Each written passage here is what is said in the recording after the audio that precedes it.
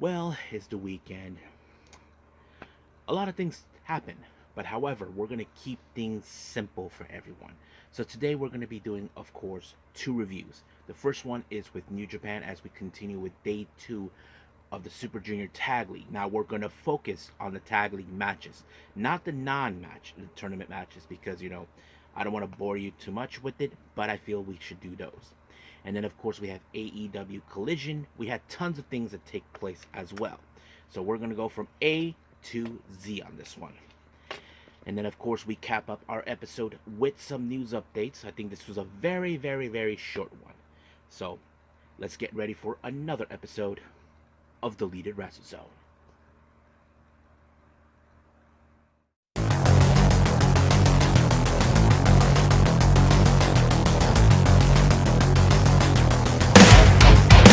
Are you ready? Get up, get up! Get up, get up! Get up, get up! Get up, get up! Get up, get up! Get up, get up! Hey everybody, welcome to the Deleted Wrestle Zone. All things that is pro wrestling with AEW, NXT, New Japan Pro Wrestling, TNA, the National Wrestling Alliance, various promotions, wrestlers, matches, and championships. I am your host, J-Rod here. So, if you are new to the channel, welcome. This is the channel where we do a lot of pro wrestling reviews from various promotions, not only here in the United States, but also in Japan, Mexico, Canada, Europe, the UK, anywhere in the world where pro wrestling is not as big, but it continues to grow. We also, of course, do discussion videos, talk about various topics such as the wrestlers themselves, the promotions, factions, storylines, whatever we want to talk about. We also, of course, do more news updates. If certain information was unable to be on this episode, we can put it either on the next episode or on a separate video by itself. We also, of course, do real-timing news updates to keep you guys updated on alert if something has happened in the world of pro wrestling that needs to be addressed ASAP. We also, of course, got the Nike Sayaka Watch and various other cool wrestling content as well. So if you like what you see, please subscribe to us or click on that subscribe button. You'll be getting a lot of daily reviews and other cool wrestling content as well.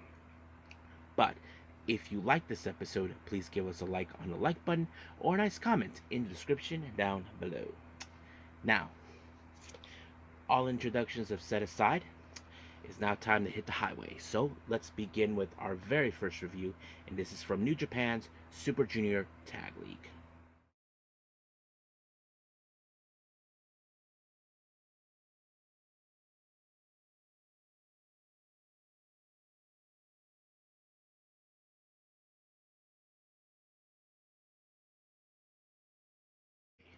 Super Junior Tag League. Now we are in day two of this, and we're going to focus on the B block matches. Our first match we have, of course, the Velocities, Paris Da Silva, and what's the other guy name? Jude London. Now, if you guys aren't familiarized with the Velocities, these guys are a group of tag team based out of Australia. I have seen many of their matches from other promotions like Melbourne City Wrestling, which is a promotion based out of Melbourne, Australia.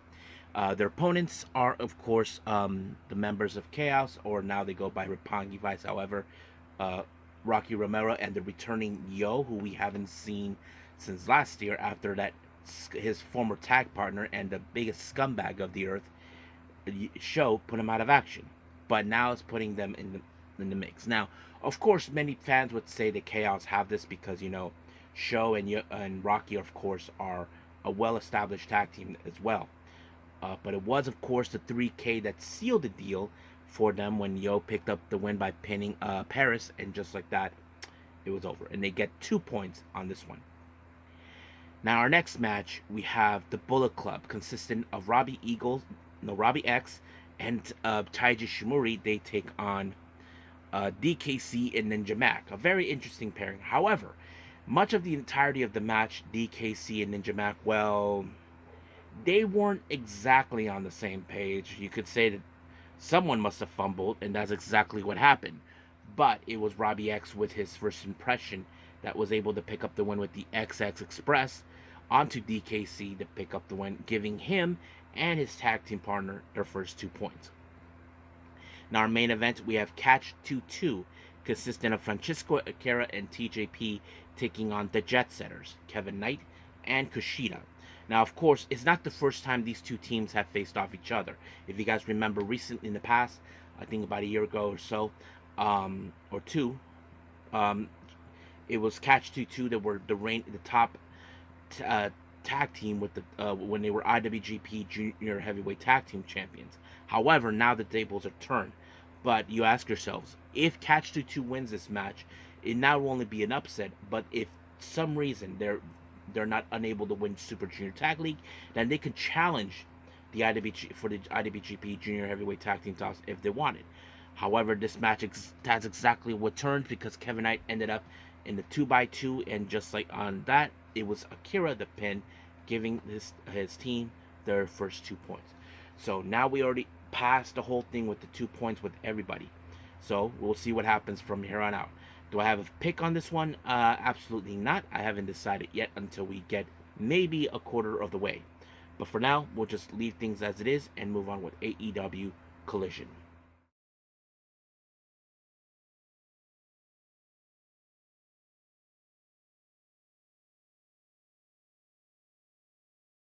Okay, AEW Collision.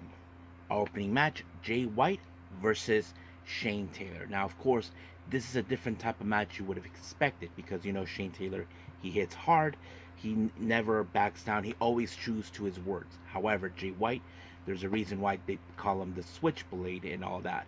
But of course, you did not see no interference coming from either Juice or Lee. But it was the Blade Runner that sealed the deal for for Switchblade Jay White, and just like that, it was over.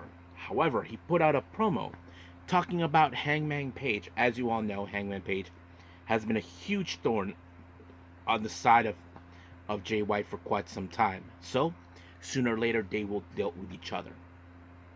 Now, we do see an interview with Renee Paquette, with Lex Senior, with Ricochet. Of course, he was talking about MVP and Shelton Benjamin. As you know, they're trying to recruit him because of the significant talks about the possibility of a new faction. And of course, Lio had to talk to him because he knows too well how these guys act. Even Ricochet knows it. But however, they will be meeting each other later on in the match. Now, our next interview, Kyle Fletcher, as you know, talked about Will Ospreay and all that. So he thinks that he will not come back and show him that he is not in his shadow. So we'll see what happens till then. Now, Penelope Ford, as you know, has been gone for 2 years. She is now back and she has her first singles match since then. She faced against Robin Renegade. Of course, this match ended with her winning when she applied the Mudo Lock. However, just like what we saw last time, well, this time it's Jamie Hayter who puts out the video saying that in 2 weeks' time, on November 6th, it's gonna be those two. So it's gonna be Jamie Hayter versus Penelope Ford. Now we do have another interview, but this time by Lex Luger, but this time it's the FT Runners. Yes, the combination of the Outrunners and the FTR. So basically a lot of things are happening. Now of course, FTR are no idiots. They know what LFI have been up to. They know they're targeting people that matter. And of course, they even talk about the Outrunners because FTR believes it's time for the Outrunners to, in fact, to obtain the AEW World Tag Team title. Something that I think many fans will love to see. So we'll see what happens. But first, the Outrunners have to go through MXX Collision, which of course FTR knows. They may be pretty boys, but they're tough. So, and of course, it was exactly like they would have assumed. But the match ended with the total recall on Mansoor by, of course, Truth. So this put them in a conversation. Hopefully, the more wins they rack up, the more possibility we can see them for an AEW World Tag Team title contingency. So we'll see where that leads.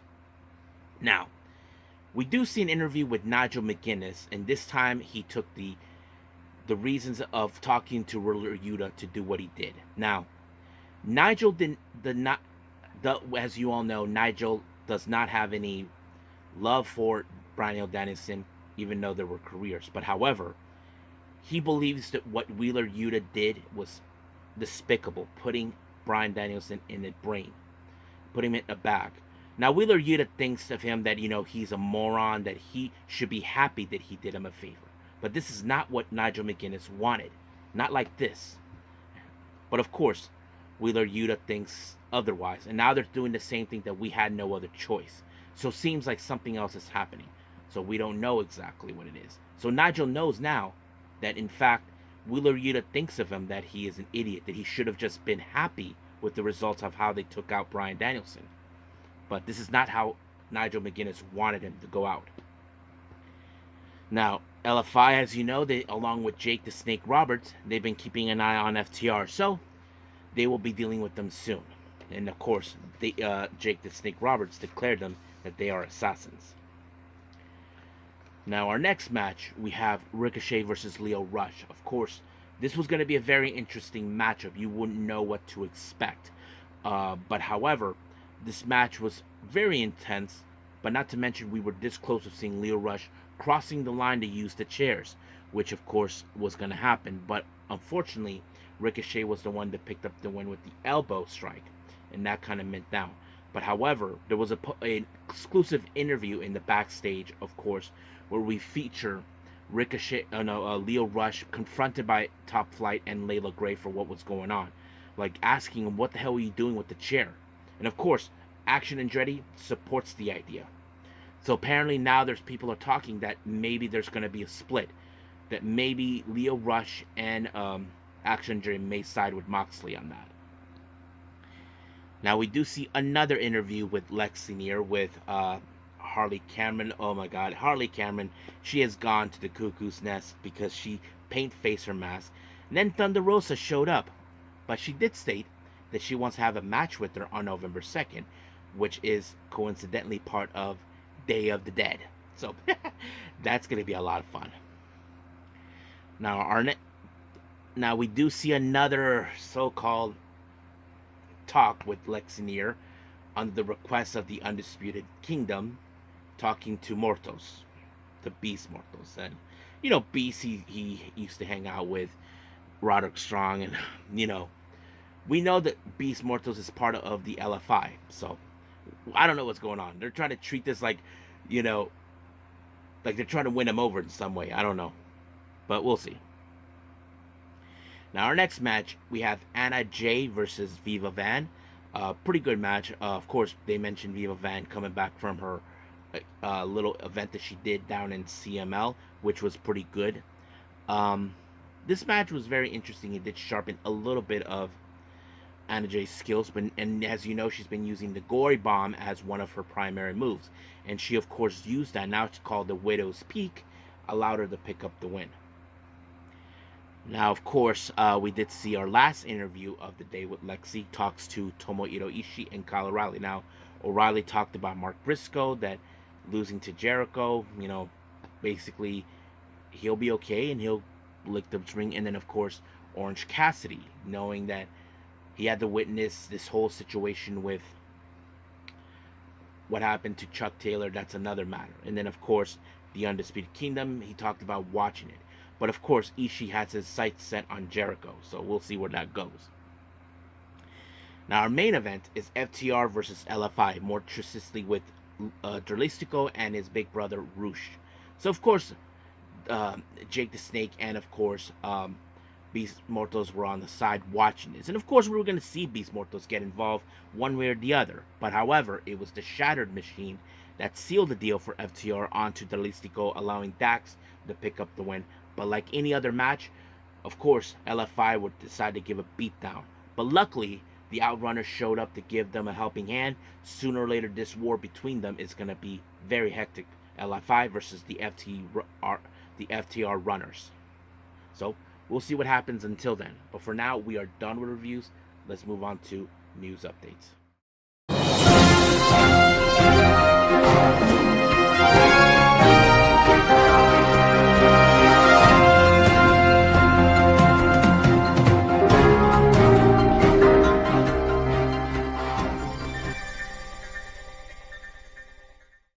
For our news updates, we only have one of the upcoming events.